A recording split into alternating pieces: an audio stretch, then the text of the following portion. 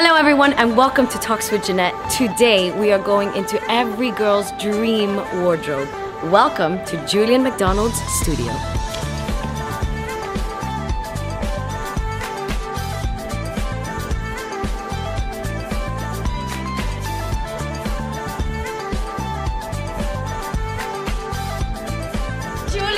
Janette! Give me a cuddle, my sparkle. Team Sparkle. We're back together. We're back together again. Oh, such incredible memories.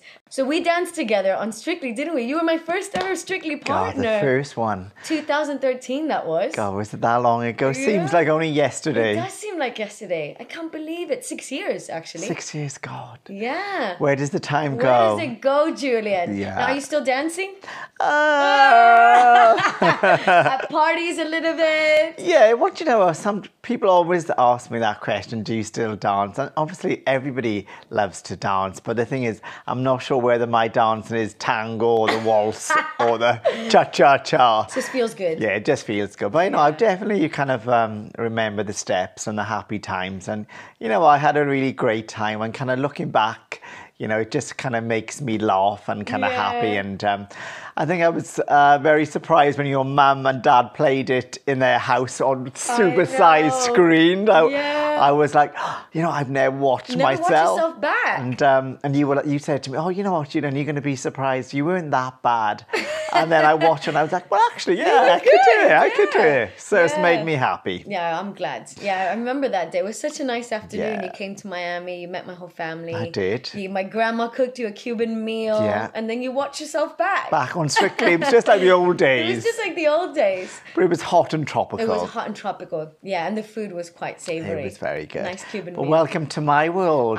I have to say, your studio is absolutely beautiful. There's a zen when you walk in. It's so calm in here. You wouldn't assume that there's lots of craziness and things going on. It's so relaxed. Is that something that is important to you, the whole atmosphere of it? I think it's got something to do with this Monday morning, very early. I think wait till the afternoon kicks in. I think it depends kind of what projects we're doing. And sometimes the studio is very, very busy. And then sometimes it's quiet. It's rarely quiet. But when it is quiet, it's kind of like Monday morning tends to be quiet because we're kind of preparing for the rest of the week. But it'll get crazy later on. This is a beautiful studio. Thank you so much for having us. And so let's go from the beginning. So you did study at Brighton and you have a degree, right? Proper degree. I do, yeah, proper degree. Proper degree, I love that. But you actually learned knitting from your mom. Yeah, I did, yeah. I obviously come from Wales. I'm Welsh. Yeah. And Wales is very popular for kind of a thing called a knitting circle.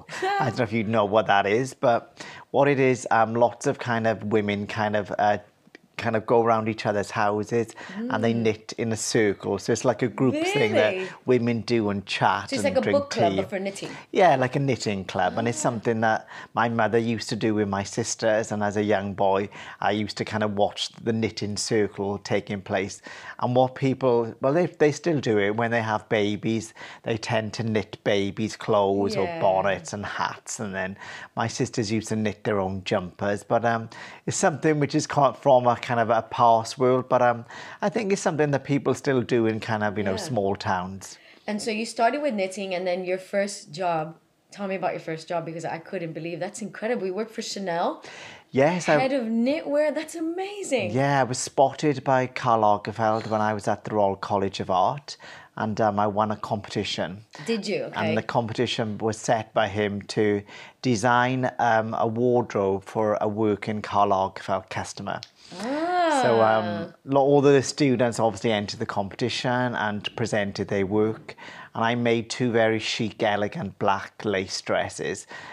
I think mine was very different from the other students because the students made all crazy, mad things. Wild, yeah. But mine were very kind of simple, sophisticated, kind of very feminine dresses. But he said to me, young man, these are not Karl Lagerfeld. These are not Karl Lagerfeld. These are Chanel by Chanel Haute Couture. And he absolutely loved what I did because it was modern knitwear. I think people associate knitwear with kind of chunky jumpers and heavy things, but I was doing something very, very feminine, very light, very lacy.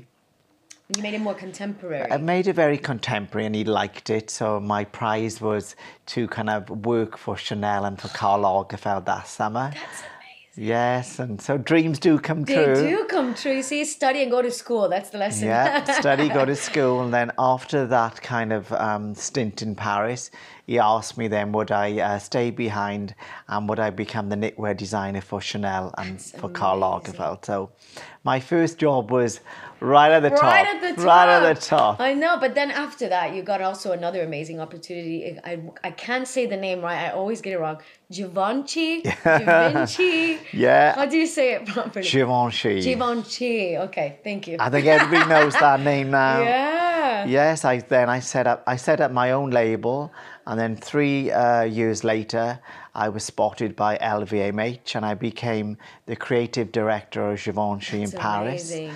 And I succeeded Alexander McQueen at the role. Wow. So I had a lot to live up to. A lot to live up to, but I'm sure you were incredible. You did it for a few years, didn't you? Yes, I had a 3-year contract, and after the 3 years, I was happy to leave. Oh, were you? I was. It was very, very hard work. Was it stressful? I was very young. I was a 27-year-old boy, and I had such a big task, responsibility. Yeah. But I rose to the occasion. I worked with fantastic people.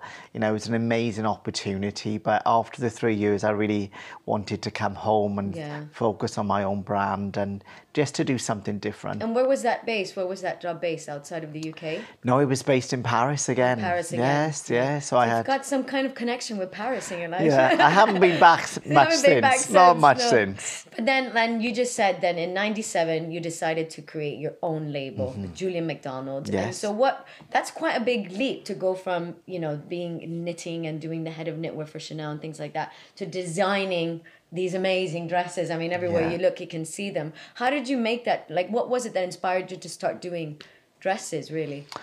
I wanted to do something completely different to the world I was in, because at Chanel it was very chic and very, very elegant.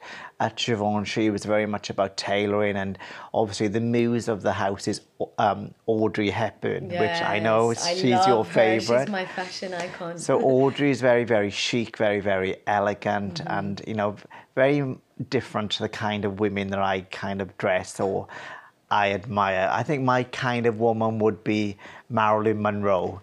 So there's a big difference between Audrey Hepburn and Marilyn. They say you're either an Audrey girl or a Marilyn girl. Well, mine's definitely a Marilyn. And so I wanted to do something different. So I focused on my own brand, which would be very much more glamorous and much more kind of colourful and something different to the world that I was in. So I did something completely different. Completely different. So I kind of forgot about Audrey and I brought Marilyn back in. Back into business. Oh, amazing. And so I see that do you have a certain colour palette that you like to work with mostly, or do you use all kinds of colours? Like, where do you see yourself mostly in terms of the colours and the fabrics that you use? I sometimes go through kind of phases of kind of liking colour. I tend not to use colour a lot because every time I've made a colourful dress, nobody's ever worn it. I think women like the aesthetic of colour and they love colour, but when they actually wear it, they think, oh, it's too much, or I don't really feel comfortable. I think women feel much more comfortable wearing colourful prints on holidays, but when it comes to a colourful dress, it's quite difficult to pull off. And I think because my dresses are so expensive, they want to buy something which they can wear again and again or kind of keep forever. Whereas if you buy a colourful dress, you're only going to wear it once or twice. But if you buy something beige or golds or silvers or very chic colours, you can use it again. So people tend to buy more kind of like either metallic colours off me or whites or blacks rather than colour. But then when I do colour, I really go for it. You really go for it. I really go for it. And when a woman puts on your dress, what is it that you want them to feel ultimately? What is it that you want to convey with your dresses more than anything? I want people to feel kind of comfortable and kind of happy, really, because I'm a happy person. And I think why I love fashion and why I'm a fashion designer is I think that everybody can be special and clothes make you feel special. I think, you can have, a job that you hate or be very kind of to have a down day. And then you can get home, you can get dressed and you can think, okay, I'm going to put something on, and you know, it's normally a dress or your favorite piece of clothing you put on, and all of a sudden you become special, or you think you're somebody famous. And I think clothes can make you feel happy, and my clothes empower women. They make them feel like women. That the kind of women that wear my clothes are very strong, they're very confident, and they're not afraid to say that I'm a real woman. I'm a real woman. I love that. Power to the woman. Power to the woman. This is a great year for women, actually. So let's talk a little bit more about your career, though. You also have an OBE. How is that? Yes, I have. I'm Julien MacDonald, OBE. OBE. I'm an Order of the British Empire. How incredible is that for your services to fashion? Yes. So when did you get it? How was that day? Were you nervous? Were you like? How did you feel? Yeah, I've had it for about 10 years. No, not that long. Is it 10? No, 8 years. And yeah, it was a very happy time. You know, it's like, when you get a letter like that coming through your door, you know, first of all, I thought it was a joke. I was like, somebody's trying to wind me up. I've got a letter from Buckingham Palace, the Queen, saying that I've been nominated and I was on the honours list that particular year. And I thought it was a joke, and then I kind of looked into it. I said, oh, somebody sent me this letter to wind me up. It's not real. It's not real. But then little did I know that kind of 3 months later, I'd be at Buckingham Palace with my family, and I would be anointed by the Queen for my services to fashion. And I think that I represent somebody that did good in the world. I think, you know, I studied a lot through college. I came through the British educational system, and I think that I worked hard, and then basically I was kind of like a role model, like a role model, story for everyone to follow and for young people too, you know, because I come from a very working class background. My parents were factory workers. My mother worked in a light bulb factory. My father worked in a washing machine factory. And then I became a famous Julien fashion MacDonald. designer. And I think that, you know, lots of children kind of look up to me, especially children who want to study fashion or want to kind of leave a certain world they're in, and how can they do it? And you can do it through education and working hard. And then obviously then I was a great ambassador for Britain, because obviously I worked at Chanel, and then I worked at the most famous fashion house in the world, Givenchy. So I think that I promoted Great Britain. You really did. And that for students and for people to see that, you know, great things can come out of Great Britain if you work hard. And so I was very happy to get it. What an honor. Yes. And you mentioned your family. You're very, very close to your family. Yes. I know firsthand, because they come to all of your shows. They do. They're always sat right at the front. Is family really important to you? I think so. I think everybody kind of like, you know, loves their family and where they come from. And I think that, you know, I was lucky enough to bring my family everywhere that I go. They love the fashion shows. And you know, for them, you know, they can have a sense of glamour and see different things. You know, they've worked hard all their life. You know, I have 2 sisters. My sisters are nurses. So it's nice for them to kind of leave the valley and to see the glamour of fashion. And they love it. I love seeing them every time we come to your shows. They're so proud of you. You can see it in their eyes when they come see you. Now, let's talk about your dresses a little bit. Because, I mean, just sitting in here, I get, like, so excited. Like, for example, this one. Tell me a little bit about this dress. Yeah, this dress is... it's actually a jumpsuit with a kind of an overskirt. It's got trousers and an overskirt. And a lot of people kind of ask me to do kind of wedding dresses and say, oh, Julien, what would you do? How would you translate a traditional wedding dress? So this is my kind of version of a kind of a wedding dress. It's obviously it's a bit rock and roll. It's very, very modern. But people kind of want to look for different things for their wedding and to be inspired, because not everybody wants to wear the kind of the princess big dress with a big veil and everything. So some people want kind of modern dresses. Actually, speaking of wedding dresses, this was one of the ones that I saw. Yes. And when you very kindly offered to make my wedding dress, I screamed for joy. I remember I called you the next day and I was like, Julien, are you sure you want to do my dress? But this one I actually really, really loved. And it kind of does have the same similar, doesn't it? Yeah, it vibe does. As the one you did for me. No, people come to the studio and they see the dresses and they see something like this, and they might not necessarily want this particular dress, but they might say to me, "Oh, Julien, I really like the top part. I really like the flowers. I like the embroidery." And then we take different parts of the dresses and then mix them all together to create a different, brand new dress, just like what we did with your dress. Our dress, I loved You it. said you liked angels' wings and feathers, and your embroidery was inspired by angels' wings and feathers. So we take inspiration from people's favourite things and translate it into something very, very modern, into a dream, a fantasy, a dress of a million nights and something that's very special. Yes. And do you, I mean, I guess that's an interesting point. You do obviously do bespoke dresses for individuals, but then when you do your fashion shows, it's catwalk of like all these glamorous dresses. How do you get the inspiration from them? Do you do mood boards? Is it a moment? Is it a photo? How do you get inspired for your catwalks?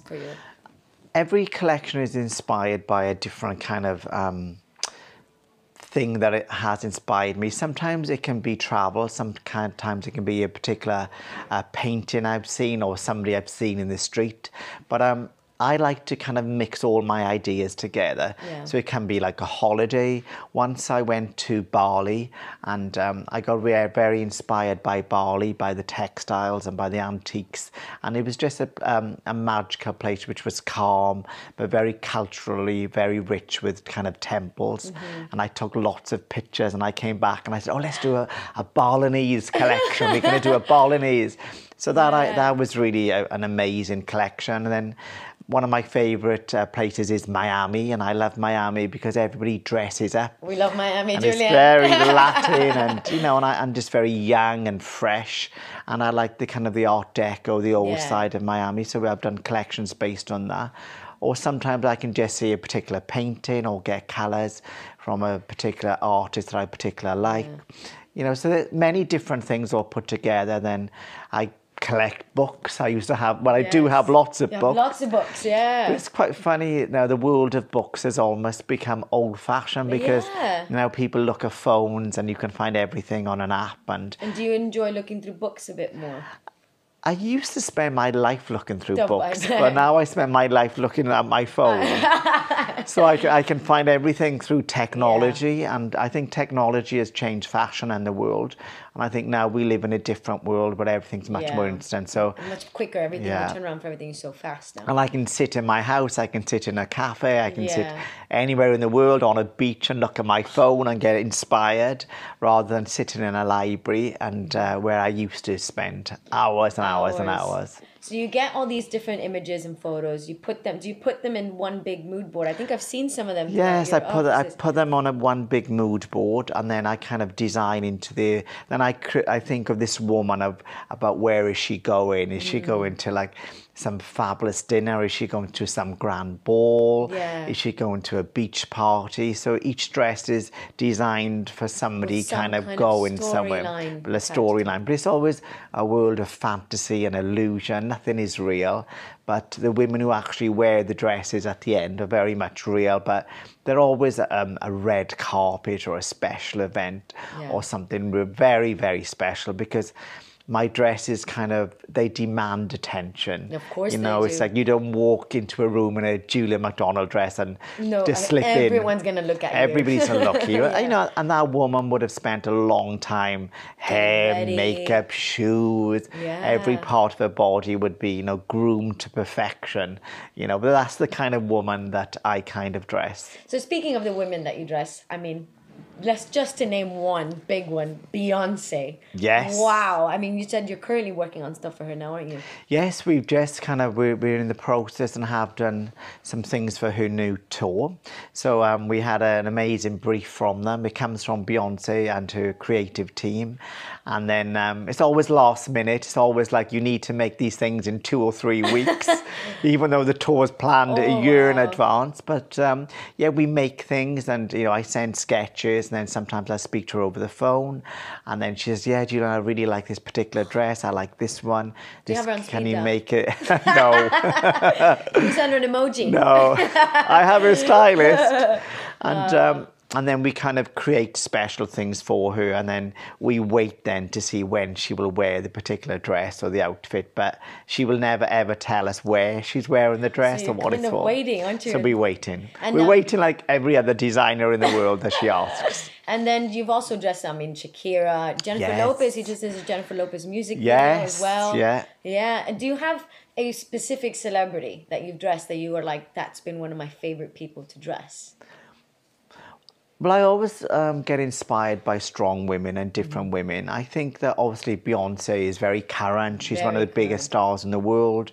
You know, she's all about female empowerment. She's all about female empowerment, and she loves fashion, and she has an incredible body. So I love dressing her. I also like designing for Jennifer Lopez because, you know, she kind of represents a kind of like Latinas. A Latina, but a woman who's kind of multi-talented, you know, a woman who's a singer, a dancer, an actress. And, you know, she's a woman of a certain age as well. She's not 16. She's got kids. She's got kids. You know, how old is Jennifer? She's 40. I don't know. Girls don't tell. Yeah. Don't tell. But, you know, she's an incredible woman, and she looks incredible in my clothes. She's worn quite a few of the dresses. She's worn a lot of my dresses. We do a lot for her. We work a lot, obviously, in America. A lot of American celebrities. My biggest clients are Americans. And I've just kind of been given a brief by Mariah Carey. Oh, wow. So people ask me, is there somebody that you haven't dressed? And she is somebody that I haven't dressed. So for us, you know, it's very kind of inspiring, and I'm doing some things for her new Las Vegas tour. So that's brand new things which, you know, we're working with, and, you know, she's very much involved. So there's always somebody new and somebody amazing to dress. Yeah. And now speaking of like big celebrities, like you said, most of them are in the USA. How do you do the fittings? How does that work? Do they have a team? Do they come here? Like, how does... We rarely get to kind of meet them. Sometimes I meet them. It tends to be a kind of a Skype conversation or a video. But a lot of the time we kind of, if there's time, we will send them kind of like a mock of the dress for them to try on. But normally we just make the dress. We send lots of pictures, say, do you like this part? Do you like that part? And then we work kind of in a virtual way of technology. Of course. And then the clothes just get sent off. And then it's amazing how these people have incredible teams that work with them, and they try the dress on, and then they alter it to them, and people don't go to bed and they change things. Or sometimes if there's more time, they'll send the dress back. Wow. Or sometimes we'll send That's somebody. Backwards and forwards, isn't it? We made a dress recently for Taylor Swift, and, you know, she needed it for an event, and we were late. So we were like, okay, how are we going to get this dress to LA? She's also worn a lot of your dresses. She's worn a lot. So somebody from the studio went to LA for 3 hours. For 3 hours. Took Taylor Swift's dress, said hi everybody. And came back. And got back on a plane. Oh, wow. So that does happen as well, but I don't do that. But, for the team of people somebody who's never been to LA, or somebody wants to spend the day in LA, wants to go to LA for the day. Yeah. And I said to that particular girl, I said, what did you actually do? She said, well, Julia, I got off of the plane. I went to Taylor Swift's stylist's house. I delivered the dress to him. Joseph, his name is, and he loved the dress. And then I left. I went to the beach, and then I had lunch, and then I got in a taxi and went back to the airport. Holiday. I said, did you see the Hollywood sign? And she said, yeah, I saw that. But she said, I spent a day in LA and came back. 12 hours to get there, a day there, and 12 hours back. Bless her. And, now let's talk a little bit about your line with Debenhams. You also have Mother Care, and you do stuff with Vision Express. I mean, you've got so many collaborations that you do with so many different things. But I think a lot of women do like your dresses, and obviously can't afford to wear them. So when you're doing things for Debenhams, it makes it more easy for a woman to go and buy your dresses, isn't it? I'm kind of one of the designer who kind of is not a kind of a fashion snob. And I think because I'm not that kind of person, even though the most incredible women in the world buy my dress, not everybody can afford to spend that kind of money. You know, the starting price for one of these dresses is £8,000 and it goes to £50,000. So the kind of people who come to me are obviously very wealthy, or are kind of very successful in their own business and want to buy something very, very special. But then I wanted to make my clothes appeal to other people. So I have a kind of a range called Star by Julien MacDonald, which is available in every Debenhams store. I know, I've seen it. Yes, and it's the biggest selling range in Debenhams. So I'm the most popular designer there. And prices start from, you know, you can buy a blouse for £30 or £20 and a dress for kind of £60. And a woman can be dressed in Julien MacDonald. And it's very colourful, by the way. Is it? It's very colourful. It has lots of like bright colours, and the key to the success of it is the colour. Is the colour. So people like the orange, the turquoise, the pinks, the bright blues, and you know, they buy classic black, but the people love it because it's very colourful and it's affordable. And obviously when people go out, they say, "Oh wow, you look great. What are you wearing?" "Oh, wearing Julien MacDonald." They're like, "Oh, isn't that guy that dresses Kim Kardashian and Beyonce?" And they're like, so you know, everybody can buy a piece of Julien for like a very affordable price. You know, my mother's head to toe it, all my sisters, all my friends. I do clothing, I do bags, I do homeware.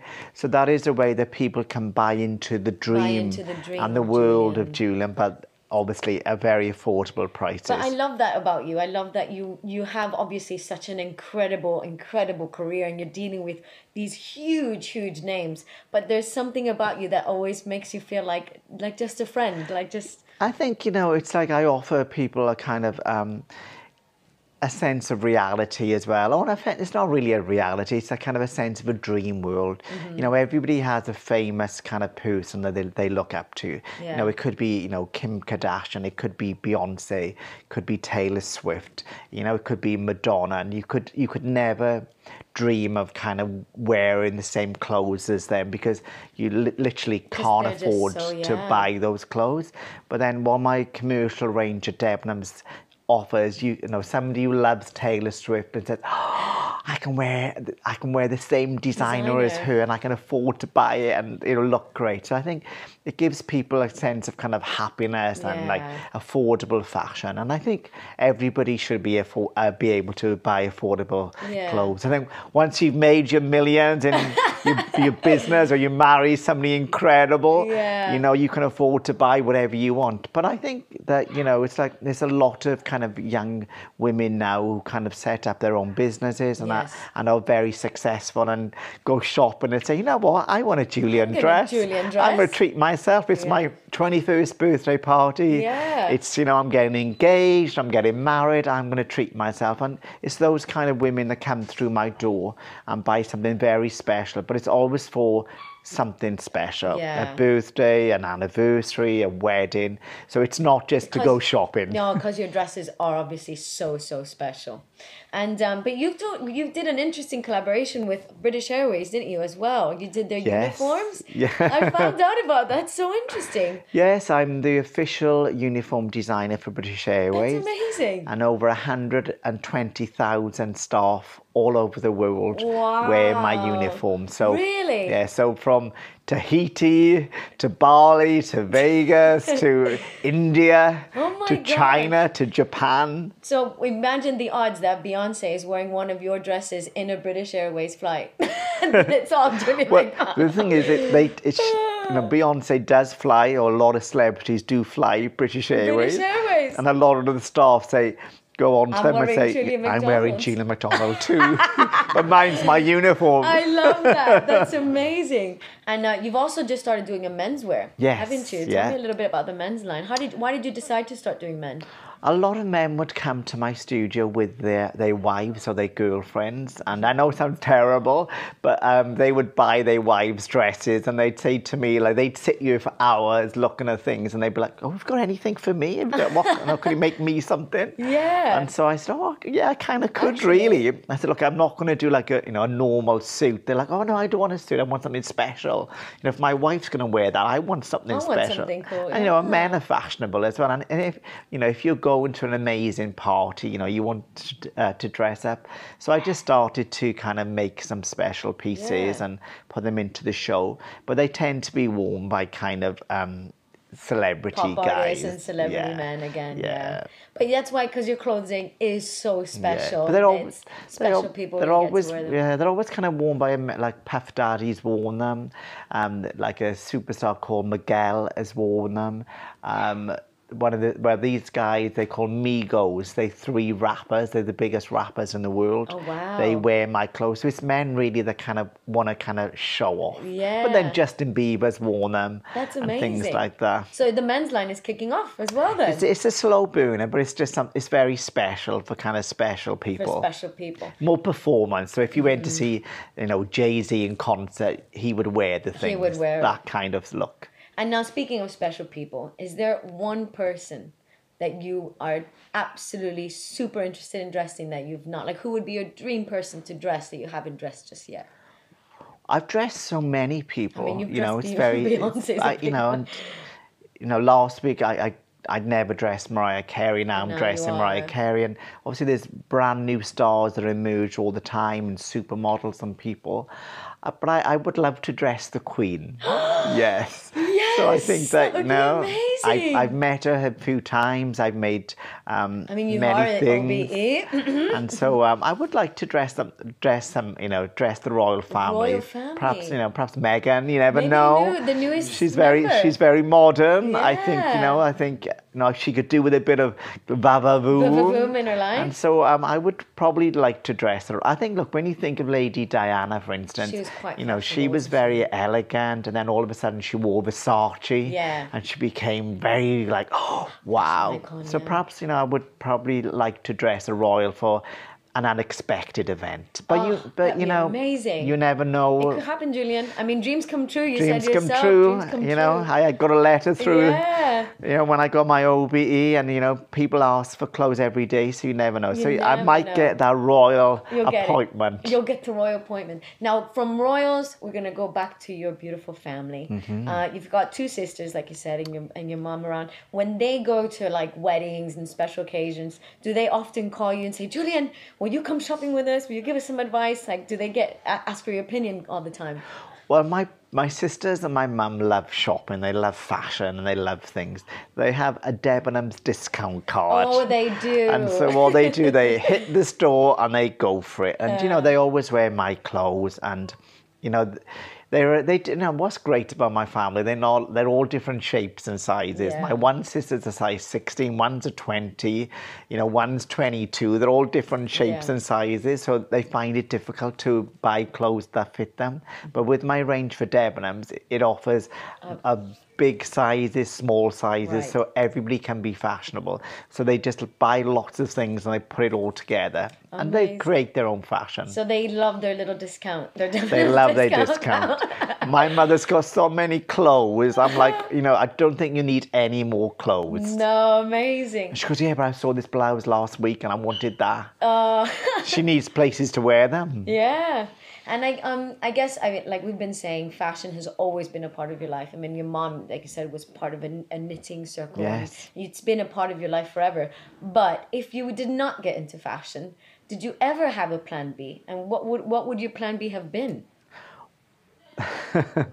I think when I grew up, I wanted to do something creative. I didn't actually know what it was. Dancing? My mother used to send me to ballet and tap lessons, but I never really was the Fred Astaire.